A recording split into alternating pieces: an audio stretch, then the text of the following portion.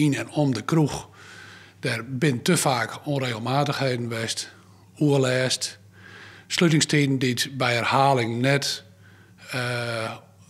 tapas binnen, zat ze afpraat binnen. De jeugd die is morgens om 4 of 5 uur wegging en die beginnen coniferen naar de tuin weg te scheuren. Ze slaan de koplamp bij anderen in en dat is 300, 400 meter van de kroeg af. Moet ik daar ook al achteraan aanlopen? Moet ik zo bed stappen? Bij ingang van morgenmiddag 2 uur worden de drank- en horecavergunning en de exploitatievergunning van de kroeg bij Semar inlutsen. En Jochemannen van Oelis wie een incident al aan de weekend voor de gemeente De Drippel. Maar ook het gedrag van de baas zelfs zou onacceptabel wezen. Van die drank- en horecawet, daar mag je dus bepaald gedrag vertonen wat erbij past. En er zijn recentelijk veroordelingen geweest toch dat gedrag dus net toelaatbaar geweest is.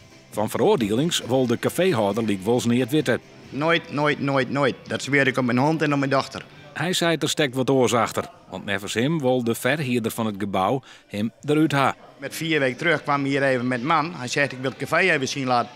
Ik zei, wat moet je zien laten? Ik zei, je kan niet tot erheen kijken. Nee, zegt hij, maar ik heb hier wel iemand voor die heeft er belang bij. Nou, ik zei, dat denk ik van niet. Ik zei, dit is mijn café. Ik zet eruit, jullie alle twee. Vertrekken hier nou. En je was al een paar keer jouw werkkomst.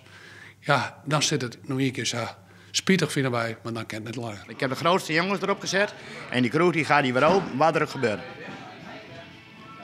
Ja, dit is mijn kroeg. Hey, moet je zien hoe mooi dat het hier is. Dit is onze kroeg. En blijft onze kroeg ook. En die ga je nooit weer weg, nooit.